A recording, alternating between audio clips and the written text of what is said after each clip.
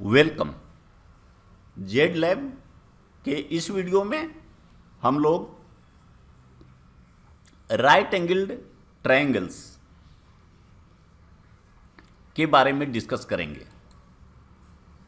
Right angle triangle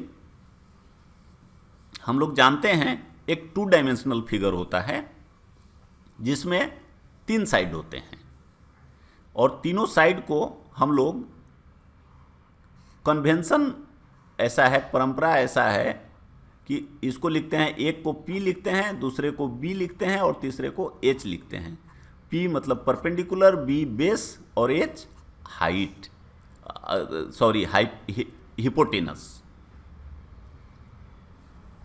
तो इसका जो एरिया होता है ट्रायंगल का, आप जानते हैं कि 1/2 इंटू बेस इंटू हाइट होता है।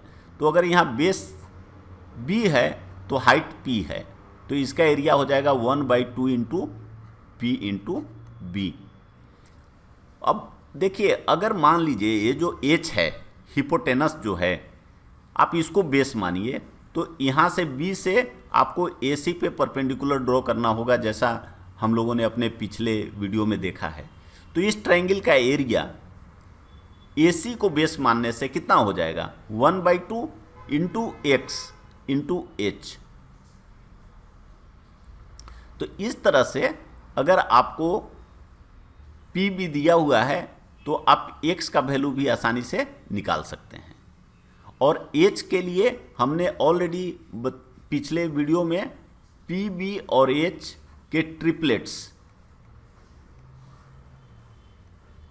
बताया था और आपको ये भी बताया था कि ये याद रखने से आपको एग्जाम में प्रॉब्लम बनाने में आसानी होगी। दूसरा एक रिलेशन होता है, वो कैसे रिलेशन आता है वो हम लोग बाद में देखेंगे। यहाँ केवल इतना हम लोग याद रखें कि x² is equal to YZ होता है। ये क्या है, XYZ क्या है, इसको ठीक से समझ लीजिए। मान लीजिए आपका कोई ये राइट एंगल ट्रायंगल है और इस राइट एंगल ट्रायंगल में यह एंगल 90 डिग्री है और यह H है, हिंदी में कर्ण बोलते हैं। अब इस पे आप परपेंडिकुलर ड्रॉ करिए। तो जब परपेंडिकुलर ड्रॉ करिए तो ये मान लीजिए कि परपेंडिकुलर X है, तो इस और यह वैल्यू कुछ भी मान लीजिए आप कि D है, यह A है, यह पॉइंट B है और यह पॉइंट C है और यह पॉइंट मान लीजिए D है। अब D इस हिपोटेनस को 2 पार्ट्स में बांट रहा है। मान लीजिए इधर वाला पार्ट Y है और इधर वाला पार्ट Z है। तो ये रिलेशन तीनों में x² इज इक्वल टू आता है y इंटू Z। ये मान लीजिए कि 20 मीटर लेंथ है हिपोटेनस का, ये 5 है और ये 15 है। तो आपका ये जो परपेंडिकुलर डिस्टेंस है या AC के कॉरस्पॉन्डिंग हाइट है इस राइट एंगल ट्रायंगल का, वो हो जाएगा x² is equal to 5 into 15 75। तो ये रिलेशंस हमेशा याद रखने चाहिए। ये बहुत सिंपल रिलेशंस हैं और एग्जाम्स में बहुत अधिक यूज होते हैं। अब आइए आगे का देखते हैं। यहाँ पे देखिए, हम लोग परपेंडिकुलर ड्रॉ कर रहे थे। परपेंडिकुलर का मतलब, जैसे कि हमने यहाँ भी लिखा भी है कि एक 5 है और 15 है। ये जो D है वो AC को 2 बराबर पार्ट में नहीं डिवाइड कर रहा है, ये दोनों पार्ट अनइक्वल हैं। अब अगर मान लीजिए कि कोई बीच का पॉइंट लीजिए, A और C का हाफ में जो पॉइंट है इसको हमने H लिख दिया, हाफ जो बराबर बराबर में इसको डिवाइड करता है। इसीलिए देखिए ये 2 इसमें भी लाइन मार्क किया है, 2 लाइन इस पर भी मार्क किया है। ये बताता है कि यह और यह बराबर है। उस केस में जब B और H को मिलाएंगे तो B और H भी इसके बराबर होगा। तो मतलब यहाँ देखिए लिख दिया हमने, BH, AH और CH तीनों बराबर होता है। तो इस रिलेशन को समझने से आपको एग्जाम में काफ़ी मदद मिलेगा। जैसे देखिए, मान लीजिए कभी उसको एच आपको नहीं देके और ए दे देगा और लिख देगा कि यह पॉइंट एच जो है मिड पॉइंट है एसी का, और यह दे दिया, तो इसका मतलब आप जो हिपोटेनस है या एसी है उसका वैल्यू आप निकाल सकते हैं। तो एग्ज़ाम में ये सब कॉन्सेप्ट टेस्ट करने के लिए वो वैल्यूज को डायरेक्टली नहीं देकर इनडायरेक्टली दिया जाता है। आइए एग्जाम्पल्स देखते हैं। जैसे यहाँ प्रॉब्लम है, कहता है calculate area of triangle ABC and value of X. दो चीज कैलकुलेट करना है, triangle of ABC and value of X if AC is equal to 13 centimetre. ये जो देखिए एसी, इसको हम लोग स्मॉल एच लिखते हैं, और and A B is equal to 5 centimetre, इसको हम लोग पी लिखते हैं। तो ये 5 और 13 है। अब देखिए 5 और 13 का ट्रिपलेट क्या होता है, हम लोग जानते हैं, ट्रिपलेट में देखे थे कि 5, 12, 13। तो अगर एक 5 आ गया एक 13 आ गया तो ऑटोमेटिकली तीसरा 12 है। ये देखिए, और इसको निकालने के लिए आप इस रिलेशन का, दैट